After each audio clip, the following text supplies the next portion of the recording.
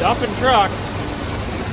We are about to fill this bin, and I've got like 10 or 12 appointments for 10 or 12 loads to haul into GPC this week. So hopefully we're going to wrap up corn here in the next few days.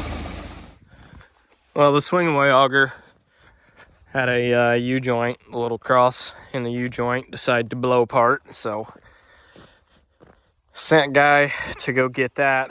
That's basically empty. There's like 100 bushel left in it. So I went ahead and brought it back. I'm gonna shell a load of corn while he's on the road grabbing that. So I'm gonna meet him back over there with tools and a full truck.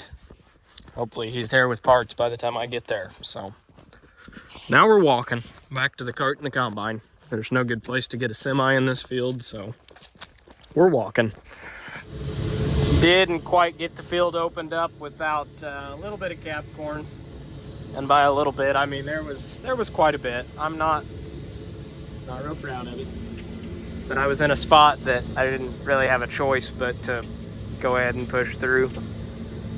So I probably lost 5 bushel or so. Oh well, it is what it is.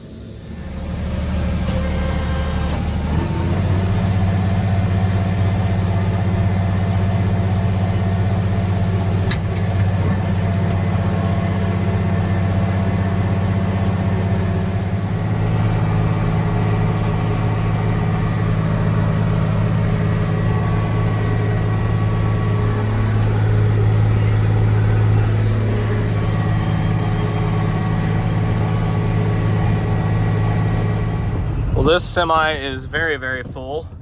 The combine also very, very full, and as the cart, very, very full. So he brought my pickup out. He's throwing some fuel in the combine because I was down to like 2 or 3 bars. I'm taking this to the farm, and then we're gonna start tearing apart the swing away auger. And I hope I got the parts to fix it. If not, I guess we're hauling it all to town. But I don't know. I'm hoping, really like to top off that grain bin and then be down to just hauling a little bit to town. But it's a good problem to have and I can't complain, but I'm out of storage for pretty much corn and soybeans. I might have another 1,500 bushel for soybeans. And after the next couple days, I know I'm gonna be full on corn, and I still have quite a few acres to go. So again, it's a good problem to have, but man, it's slow going, especially when I gotta wait on these appointments. Well, I just pulled into GPC. The Volvo is right there behind me. But the swing away is down for 2 days. We're waiting on parts. They don't have, it's like a universal joint basically. I gotta wait to get it. So as soon as they get it, we'll be able to start dumping corn at the bins again. But I climbed up there and honestly it might hold 3 or 4 more loads and that's it. So we're gonna haul corn here for the time being and see what happens.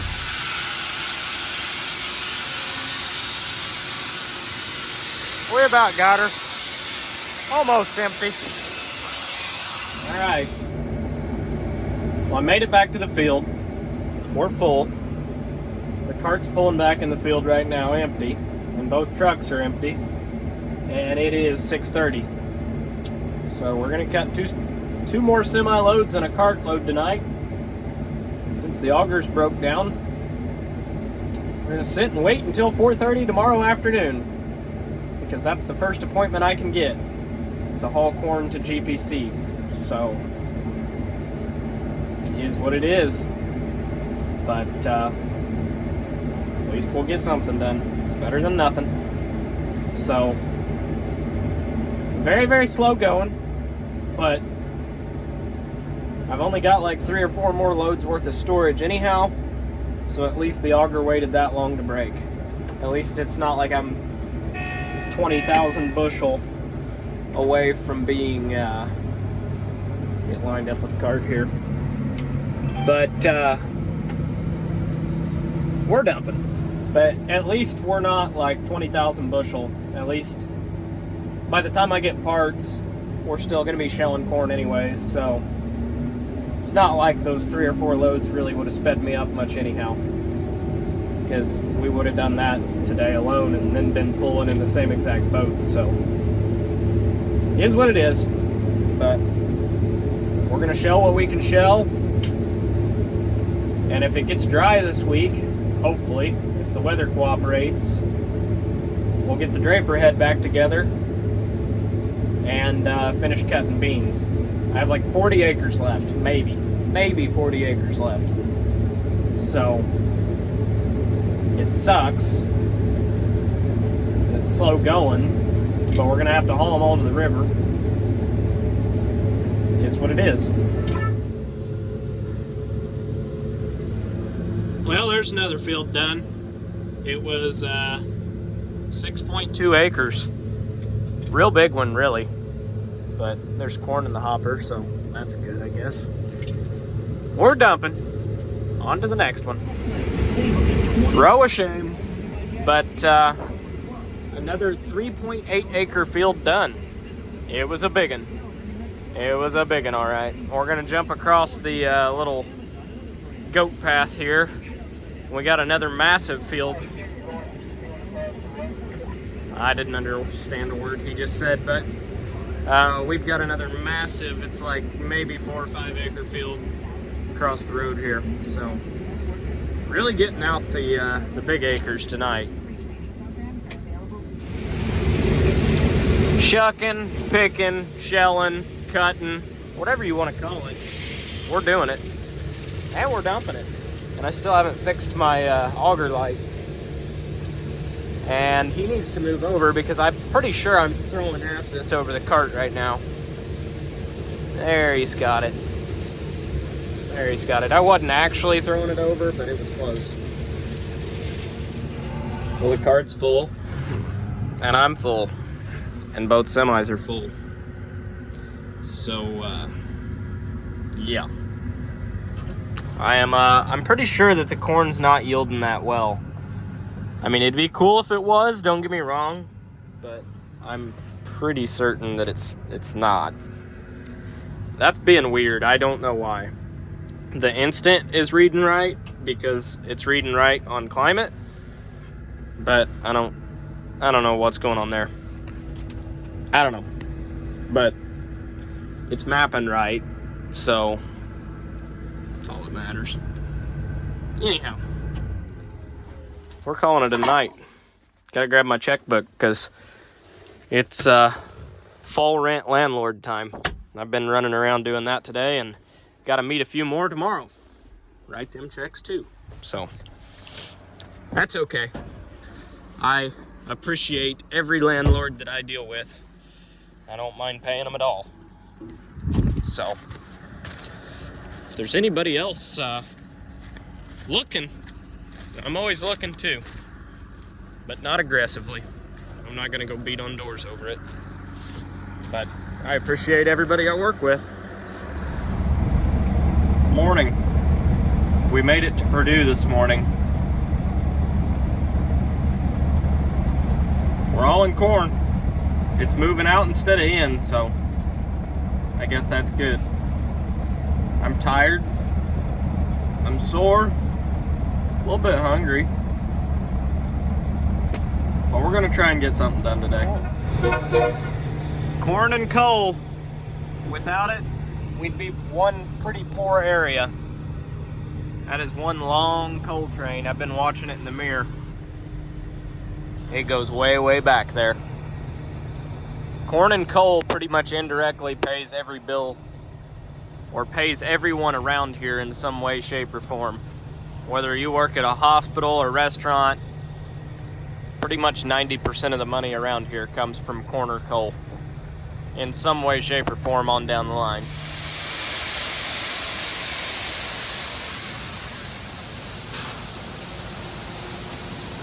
Lots going on today. Some people want Ferraris or fancy sports cars. I just want that big old pile of corn right there because I know what it's worth right now. A lot of money sitting in that pile. All right, look at that test weight. 62-pound test weight. That is some good corn. That'll pay some bills. And I'll argue with anybody all day long on bushels versus weight. You get paid by the weight, not by the bushel. Test weight is everything. And we're back in the drown out field. I don't think that's gonna average very much right there. This is okay corn, but it was really crappy along the trees. And there's trees on all four sides of this field. So if this field averages 150, I'll be surprised. Lots of drown outs out here. Quite a few of them, but it's decent here, but the rest of it, not so much. But this part of farming the state ground. Back to GPC. We got 2 loads with us. Getting something done. Something. Both sets. Getting it done. Well,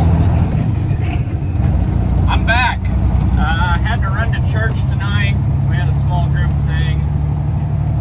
So we got that taken care of. I'm gonna go ahead and shell another load of corn tonight. It's only like 8:30, 9 o'clock, so not that late, but we're gonna go knock out some more corn. Let there be light. All right. I don't know what's going on here. My tailings, for some reason, is reading red. And I opened up the door because I thought maybe it was plugged or something, and it's not. So I don't know what's going on there. I do know that that average is definitely not right. So don't look at me like I'm getting 321 bushel corn, because I'm lucky if I'm getting half that in this field. But I don't know, this has been weird. It's reading right on climate, but it's not reading right on shear. I don't know why, but it is calibrated because like my field pounds are reading accurate with what I'm putting on the truck. So like if I set, you can set different loads. So like right there, load pounds is 66,000. So I don't have that much on a truck, but theoretically, I've been making sure this thing, Pro 700s, you love them, but you hate them at the same time. They just beep and beep and beep and beep. But anyhow, forget what I was saying. Oh yeah, climate is calibrated because say my load pounds are 55,000 pounds and I take the truck to the elevator, it's 55,000 pounds. So I know it's calibrated. I just don't know why it's not reading right on the Pro 700, but as long as one of them's reading right, I really don't care at this point. We're still mapping and it's doing what it's supposed to, so that's all that matters.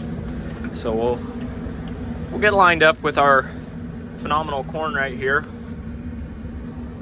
I need to fire the sprayer operator because he ran over a lot of rows, but if I did that, I'd be looking for a job, so oh well. Away we go. Hit resume.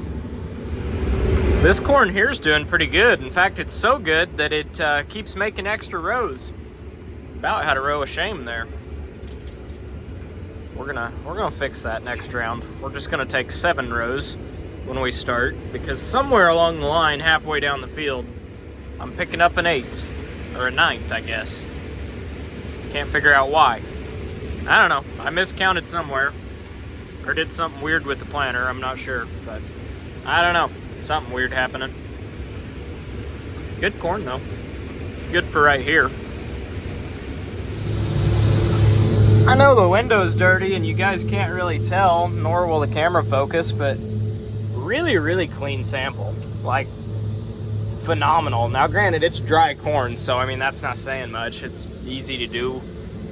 You can get a clean sample with any combine and dry corn, but I gotta say, especially in soybeans, once I got this combine dialed in, I didn't really get it on video that much, but I mean they look like seed beans. Like, they are perfect. I did some adjusting. I'm not throwing anything out the back, and I'm not getting any trash in the beans at all either. Every little bit of loss that I have is head loss in beans with this thing right now. Like, I don't think it's throwing any out the back. Now, granted, we're in dry corn now, but same deal. I'm not throwing anything out the back. What little loss I have is head loss. That's because the corn's really dry and the beans are really dry and I'm getting head loss. But I'm very, very happy with the loss or lack of loss that I've got with this new machine versus the old one. Let's go. Another round, another load. I mean, honestly, who planted this crap? It's a rectangular field, yet I managed to have point rows on not one side, but both sides.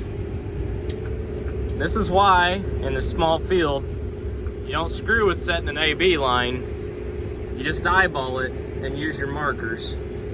Because sometimes, just sometimes, the old way is that way for a reason. And auto steer's not worth it, because I know what I was trying to do. I was trying to plant straight, and I did, or auto steer did, but I got point rows on both sides of the field instead of just one. And then you got this crap. I mean, I'm pretty sure like 11% of that went in the head. You know what? At this point, I don't care. Because we're driving halfway down the field for little half-ass rows like that.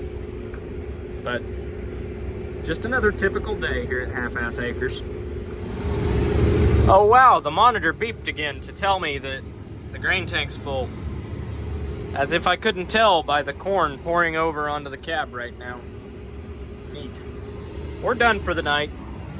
Truck's full, combine's full, all those full, grain cart's full, grain bins are full, and elevators are closed. So we did what we could do.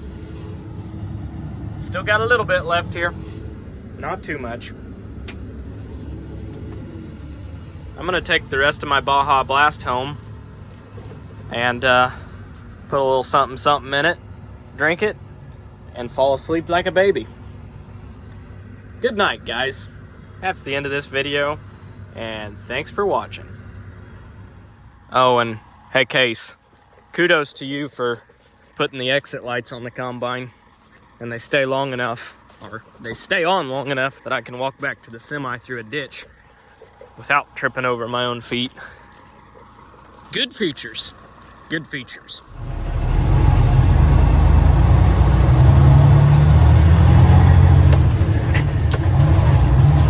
Let's go.